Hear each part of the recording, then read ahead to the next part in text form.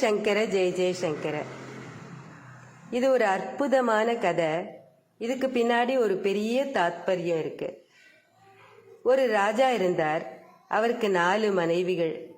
ஒரு நாள் அந்த ராஜாவுக்கு உடம்பு சரியில்லாம போய் சாகர நிலைக்கு வந்துட்டார். மரணத்துக்கு அப்புறம் தனியா இருக்க பயந்துட்டு தன்னோட 4வது மனைவியை கூப்பிட்டார். நான் சாக போறேன், எல்லாரையும் விட நான் உன்னை அதிகமா நேசிச்சிருக்கேன், அதனால சாக போற என்னோட நீயும் வருவியான்னு கேட்டார்.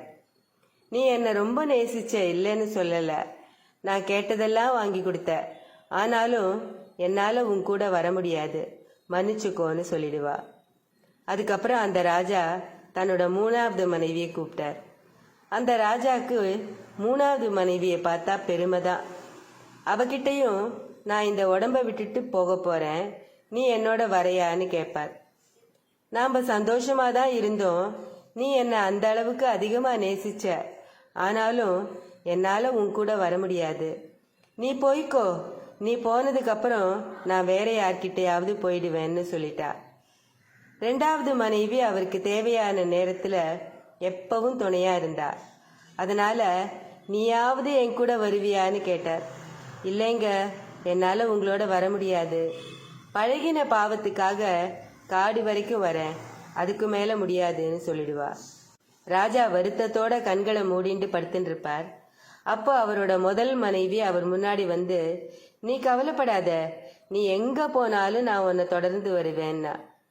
ராஜா பாக்குறார், முதல் மனைவி இழைச்சு துரும்பா இருந்தா. அவளுக்கு அவர் முக்கியத்துவமே கொடுத்ததில்ல. அவருக்கு சங்கடமாயிடுத்து. நான் தப்பு பண்ணிட்டேன், நான் தெம்பா இருந்தப்போ உன்னை போஷிச்சிருக்கணும், நான் செஞ்ச தப்புக்கு இப்ப வருத்தப்படுறேன்னார். இந்த கதையில வர 4 மனைவிகள் பின்னாடி ஒரு பெரிய தத்துவமே இருக்கு. நமக்குள்ள இருக்கிற ஆத்மா தான் அந்த ராஜா.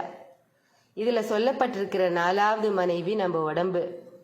வாழற காலத்துல அதுக்கு சோப்பு என்ன, சென்ட் என்ன, விலை உயர்ந்த ஆடை ஆபரணங்கள் என்ன. ஆனா இந்த உடம்ப விட்டு ஆத்மா பிரியர்ச்சே, இந்த உடம்பு கூட வராது. இந்த கதையில வர 3வது மனைவிங்கிறது நாம சேர்த்து வச்ச சொத்து சுகம். அது நாம போனதுக்கு அப்புறம் வேற யாருக்கோ போயிடும். 2வது மனைவி தான் நம்மளோட நண்பர்களும் உறவுகளும். அவள்லாம் நம்மளோட நல்லது கெட்டதுக்கெல்லாம் பங்கெடுத்துட்டு இருப்பா. ஆனா யாராலையும் நம்ம கூட வர முடியாது. யாரு கூட வருவா தெரியுமா? முதல் மனைவி. நாம செஞ்ச கர்மா. நாம எங்க போனாலும் எத்தனை ஜென்மா எடுத்தாலும் கூப்பிடாமையே கூட வரும். அதனால வாழற காலத்துல நிறைய நல்லது பண்ணி கெட்ட கர்மாவையெல்லாம் கழிச்சுடணும். அதுக்கப்புறம் நாம செஞ்ச புண்ணியத்தோட பலன் நாம எத்தனை பிறவி எடுத்தாலும் நம்ம கூடவே இருந்து நம்மள சந்தோஷமாவும் நிம்மதியாகவும் வாழ வைக்கும். அதனால நல்லதை செய்வோம், கர்மா கழிஞ்சு சந்தோஷமா வாழறதுக்கான வழியை பார்ப்போம். ஸ்ரீ மகாபெரிவா திருவடிகளே சரணம். ஹர ஹர சங்கர ஜெய ஜெய சங்கர. காஞ்சி சங்கர காமகோட்டி சங்கர.